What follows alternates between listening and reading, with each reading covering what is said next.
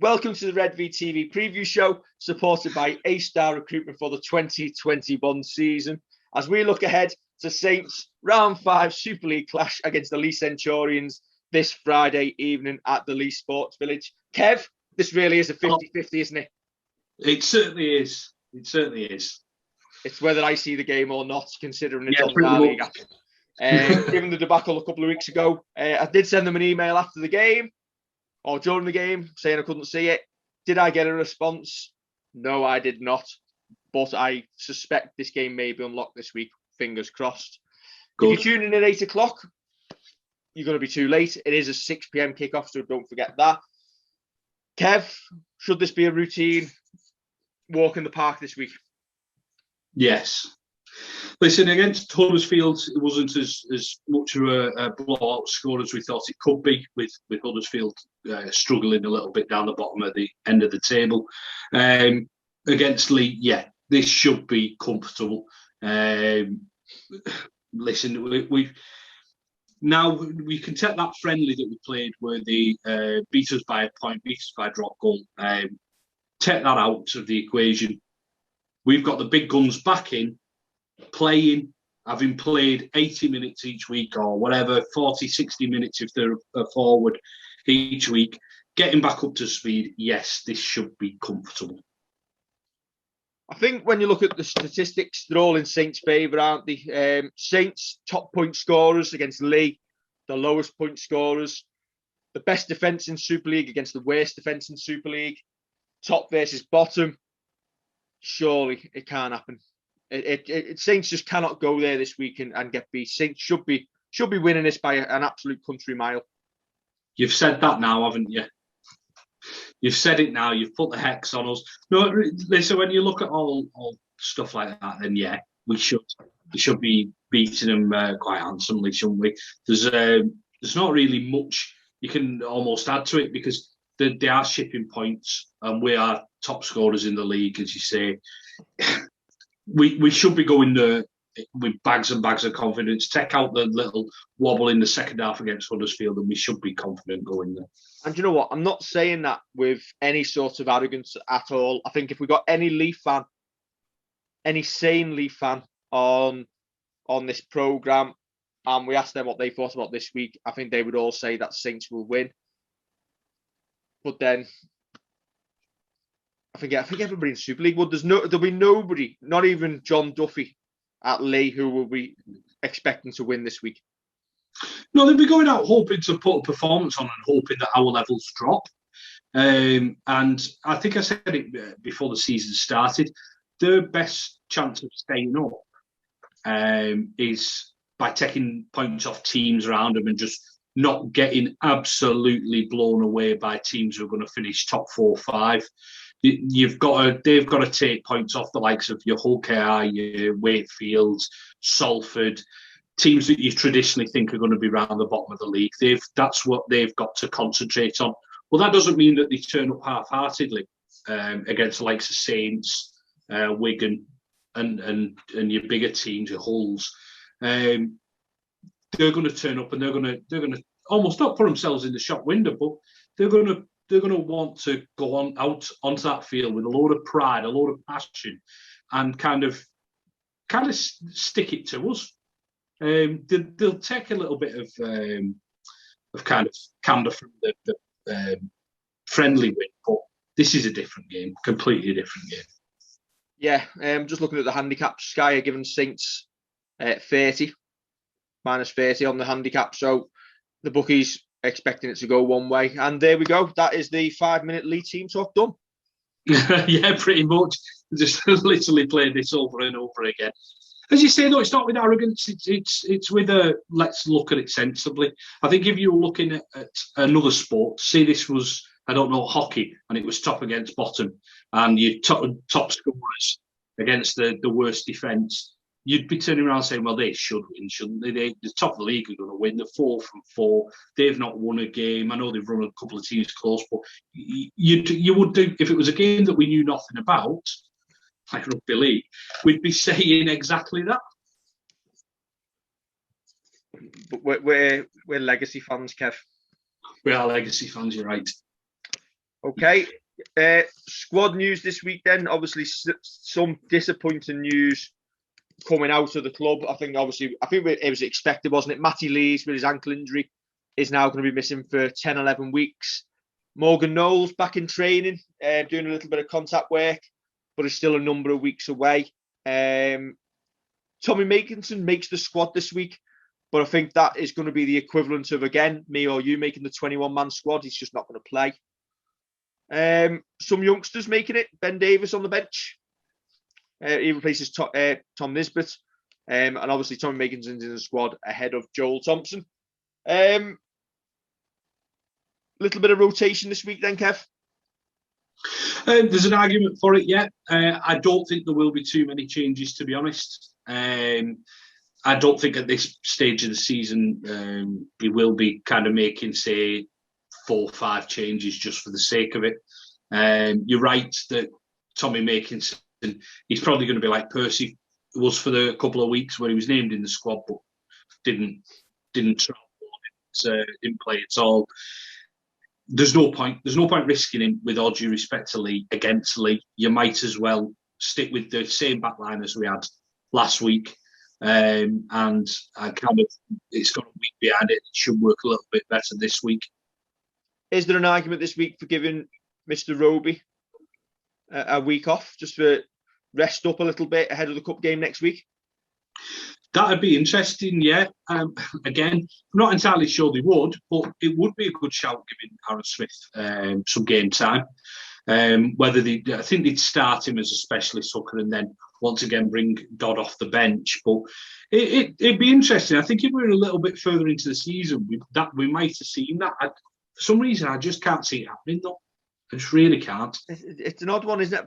Personally, I'm thinking of long term. I think a game in the legs now is a game in the legs at the end of the season. Just it's 80 minutes that we can afford to rest him for, in my opinion, and still win the game. And maybe not by a cricket score, but we've got enough in that squad to get through. Maybe given the other injuries that we've got in the forwards, maybe that's why Roby plays this week. I think if everybody was fully fit, he'd probably miss out. But yeah, I could see that, to be fair. It's like I've seen a couple of people saying it'd be a good week to give Dan Norman a run as well. But I think once you start making 2 changes, which we're going to see obviously with Joel Thompson missing out with a slight foot injury, you're going to see one change there where you'd imagine, Batchelor or Wingfield coming in to start, and then if Wingfield starts, Batchelor coming onto the bench. I don't think you can make too many changes, as I say, not this early in the season. But when I say you can't, I don't think you will. Is more the thing. I think you could turn around and potentially give Norman a run off the bench. But I think if you gave Norman a run off the bench, then Roby would definitely be played, and Aaron Smith would probably do more minutes, potentially even as a 13 if needed. So, Kev, who are you for to miss out? For to miss out, Davis, Norman, Smith, Makinson. I want to go Davis to miss out, Norman to miss out, Makinson to miss out, and I'm going to go for Roby to miss out. That's what I'd like to see. Yeah. Yeah, that's what I'm going to stick with. I just think Smith's going to play this week. It's an ideal opportunity to get him some game time. It's been said by Christian Wolfe he'll get his chance at some point. So for me, you start Smith at 9 and have Dodd coming off the bench again. Norman Davis, Makinson, Roby. But we will see. I've no problem with that at all. As I say, I'd be surprised with it, but it wouldn't be a surprise when you think, he's made an error here. As we've said it about Aaron Smith, about how he is nearly 25, about how he needs game time, about how he needs to kind of step up. Be the perfect game for him to do that. For me, I want to see Roby do at least another year after this one. I know he says himself he's not decided, but he said he's as fit as he's ever been. I just think just manage his minutes, because do you know what? we want to be able to do what Sean O'Loughlin used to do for Wigan and just like dig him up. Roll him out for the big games. Roll him out for the big games. And for me, this is one where we can afford just to say, do you know what, James, have a minute. But yeah, there we go. The Leigh squad, if we can get it up. There we go. Junior Sal makes the squad for the first time this year. A couple of big names. Anthony Gellan in the squad always causes an issue. Obviously, none of the Saints loanees will be there because obviously you won't be able to play against us. I think it was Josh Eves who's come back to us, but then gone out to Wakefield. He has, yeah. I've seen quite a few Wakefield fans not happy with that, saying that they're kind of looking after our young lads and bringing our young lads on and not doing the same with their own. From a Saints point of view, I think it's a good move for him. Gets him game time, gets him them games that you're talking about in the legs, and pretty much just kind of gives him an opportunity to show that he should be the next 9, the one who should be spelling Roby off the bench. Wakefield fans were saying that why is he going to put his heart and soul into a 2-week loan spell? I'll tell you why, because he wants the Saints number 9 jersey for the next 6, 7, 8, 9, 10 years. That's why. And listen, if the Wakefield youngsters were good enough, they'd be in there ahead of Josh Eves. They're obviously not, and Wakefield haven't got time to try and hang around and blood their own youngsters when they haven't won a game yet, just like Leigh. Again, they're basically going to be the bottom dwellers, and Saints can have a big say in who stays up by who we loan and to who and when. Well, yeah, you mentioned Josh Sim as well. I think he's been returned from Leigh. He's come back as part of that press release. It was said that he'd come back. So whether he goes out again, because Nico Rizzelli's gone to Swinton on a loan deal. So it'd be good to see him go out and get a couple of games somewhere else. We've used dual reg in the past, and we've used load systems in the past to kind of help our players get up to match fitness when there's no reserves. I think it's perfect. Whether 2 weeks is, I think it's just because of the COVID regulations at the moment.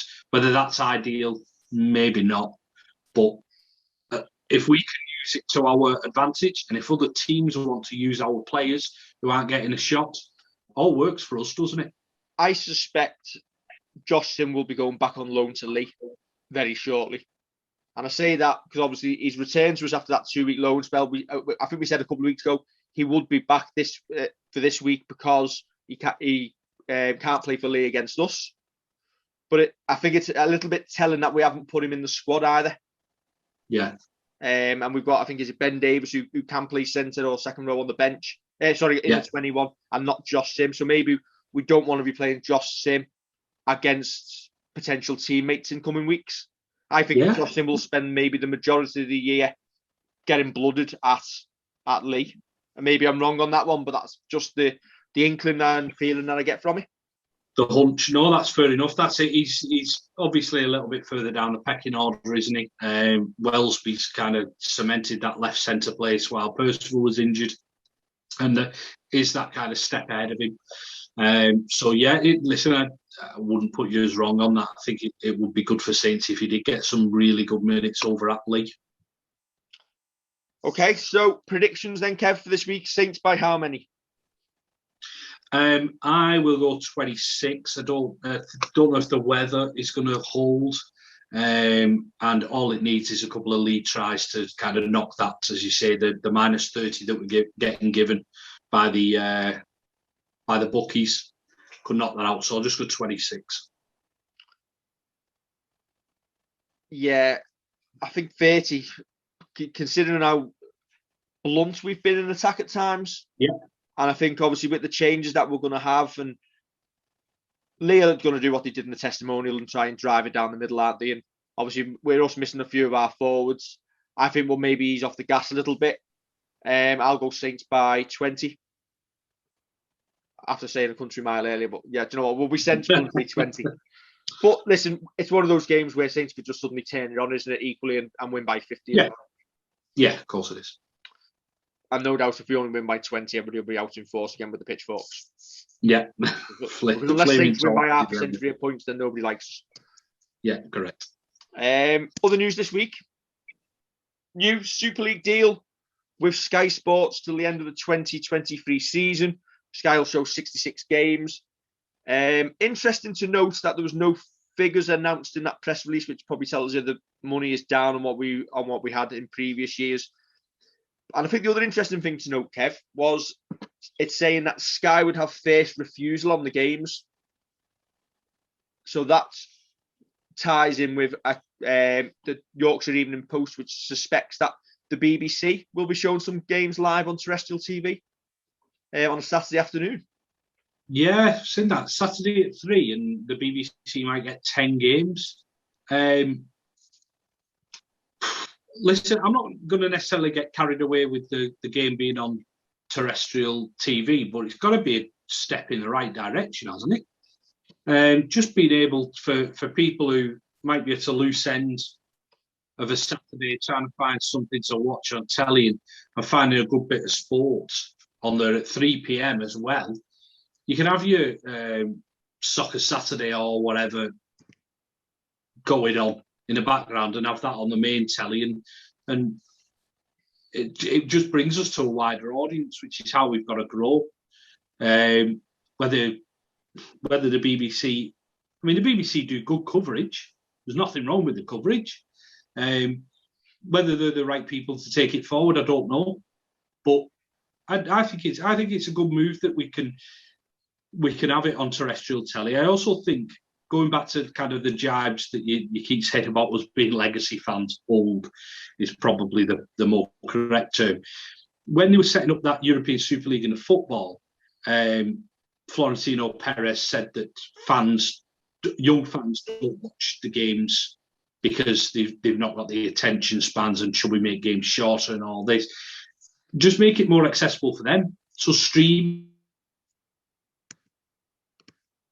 get games on YouTube. Young fans are a lot more tech savvy than your older generation. Luckily, I've got you to start setting this up, because otherwise I'd be useless. But as long as you make it accessible and either free or cheap, so people don't really have an excuse to turn it down, it could be a good thing. I'm not going to get carried away with it, but it could be a good thing. Obviously, Sky are going to have first refusal on the games for the Thursday and the Friday evening. So I just hope, beyond hope, that for the 10 weeks that the BBC are going to show a game, Super League fiddle the fixture list so there's at least 3 big ties. Because what we don't want is Saints, Wigan, Warrington, Leeds on Sky, and then Hull KR versus Wakefield on the TV, or a complete mismatch, say like the likes of Saints versus Leigh, where it's an absolute blowout on the TV. Well, it's in the best interests of all broadcasters and the game as a whole to make sure that the games that do get televised on terrestrial TV are decent games. Rivals round, then the rivals round that was announced: Saints, Wigan. If you have Hull KR, if you have Cass Leeds, if you have Warrington Catalan, imagine having all them the same weekend and being able to put one on, and being able to, on a 3 o'clock on a Saturday afternoon, you've got Warrington against Catalan. I'd have no problem with sitting down watching that, or watching the Hull derby, or watching Leeds Cass, which is, I mean, traditionally it's been a decent game. You'd have no issues with it, would you? As you say, if it's a Wigan against Wakefield and it's a big score one way or something like that, yeah, it's not great. But let's just be thankful that we're going to get some league games on terrestrial telly. I've been saying that Channel 4 have had the Heineken Cup in rugby union, and they've shown a bit of a magazine programme beforehand. There's something like The Simpsons has been on for an hour. Then they've put the game on. So it allows you then to go and have your dinner, while if you're a proper rugby union fan, you can go and have your dinner before the match. And you sit down and you can watch it, and you've caught a magazine show that's caught you up with what's happened in the 2 nights before, and then you've got the game on. Let's hope that we get something similar, and it's not just right, we're jumping straight to the Totally Wicked for Saints versus Hull KR. and the teams are out and they're ready to kick off. Let's hope there's a little bit more to it than that. Without sounding ungrateful, 3 p.m. on a Saturday, is there a better slot than that? There is for me, because I go watching the footy. Yeah, there is for you as a football. Possibly, yeah, possibly. But I think we've got to look at our standing as a sport at the moment in the country, and it's not as high as we'd like it to be. So I think at the minute we've got to be beggars can't choosers. Then if we can put on a good show and we can put on a good spectacle that makes people want to watch rugby and drives it up higher in that pecking order of sports, then you can start turning around and say, well, we don't want 3 o'clock on a Saturday. I always think Saturday night Super League would be. I used to love Super League on a Saturday evening, 7 o'clock. I think it's a good slot. There's not a lot of sport going on at that time. Usually the footy's finished, maybe like the R5 kick off on the Saturday when things are back to normal. That'll be over with, because obviously the COVID football's been at 8 o'clock on a Saturday at the minute, but that'll be gone shortly. Summer months, 7 o'clock in the sunshine on a Saturday evening, and I think it'd sell the game well. So, don't know, maybe potential options for them to look at. Yeah, possibly that might be after this deal's up. Hopefully it's not just a bit of a dead duck deal, and it's just a case of we've shown our hand. That's how much money we're expecting, and we just bobble about until next time. The sport has got to have some kind of plan to grow as well. You can't just. And there was something I was reading quickly before we came onto this. I didn't get a chance to read it properly. Matt Shaw and Aaron Bauer had written a piece about the TV deal and how there had been talks to take Super League down to 10 teams. Don't even consider it. A lot of teams would rather it go up to 14 than down to 10. You can't take it down, because we don't want to keep playing. We don't want to play Wigan 3 or 4 times a year in the league again. I'd rather play everybody home and away. And then if you get them in the cup, you get them in the cup. You cannot start contracting the league. You've got to expand. And yeah, there might be some blowout scores, but you've got to. That's how you get a bigger player base, by having more players playing the game. And that's got to filter all the way down to the community game as well. I was reading that article, and obviously it's a discussion with the RFL, and I think it's about how the money gets split. Yeah. But, with the TV deal. But then you think if you go into 2 leagues of 10, so obviously you'd have a Super League 1 and Super League 2, you've still got 20 teams, so you might end up 66% of the money maybe staying in the top division and a third of it in the second. Yeah, I'm sorry, it's a disaster waiting to happen.